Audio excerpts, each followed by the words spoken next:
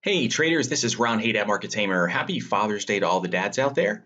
As always, nothing in this presentation shall constitute a recommendation to buy or sell any security. Trading stocks and options involves risk and specific financial issues should always be addressed with your financial advisor. All right, the spiders. It spent the week basically going nowhere. There was Monday and there was Friday. There was no change all week, so the commentary from last weekend still holds. The target for the SPY is up there at 295. Taking a look at the diamonds. Nowhere fast. Target, the previous all-time highs, 266. Qs, pretty much nowhere. They lost just a little bit of ground. They still have not closed above the 50-day SMA in orange, which is an institutional moving average.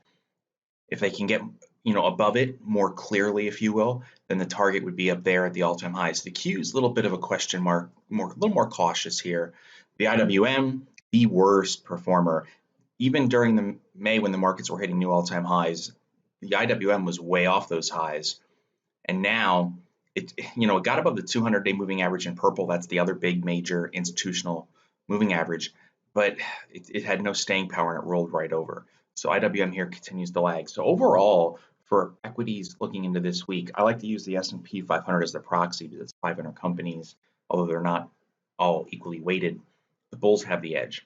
Target up here, we start getting below the 50-day. That's a little bit of yellow flag. The big red flag is a close below the 200-day moving average purple and taking out the lows, the closing lows from 6.3, which was 274. So an alert at 274. We get below there as a bull, they've lost all their edge. As a bear, you're probably starting to smile at that point. Just a couple quick stocks here. We'll keep this video short. Here's Facebook. Hit the 200-day moving average back on June 3rd. Now we're rallying back up. If we get above a 50-day, then this little trading range here is over, and now we can say the target would be up there towards 195. Just amazing. All the stuff they get caught with, and they're going right back up. Here's Stitch Fix. Nice little pop on Friday. But why I'm bringing this one in is it's now setting higher highs and higher lows.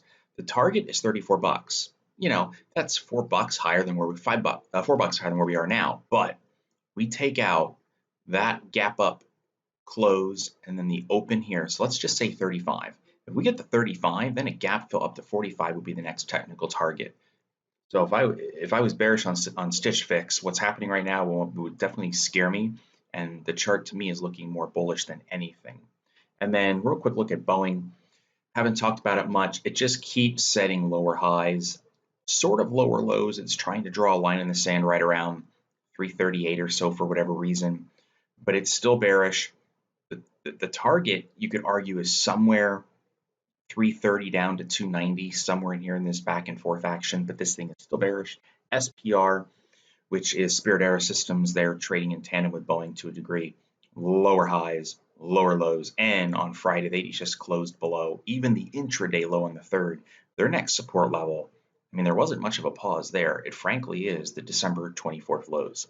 So that's it. Nice short video. We'll have more individual stocks in Monday's video. Again, happy Father's Day to all the dads out there. Wish you guys a fantastic weekend, and I'll see you Monday.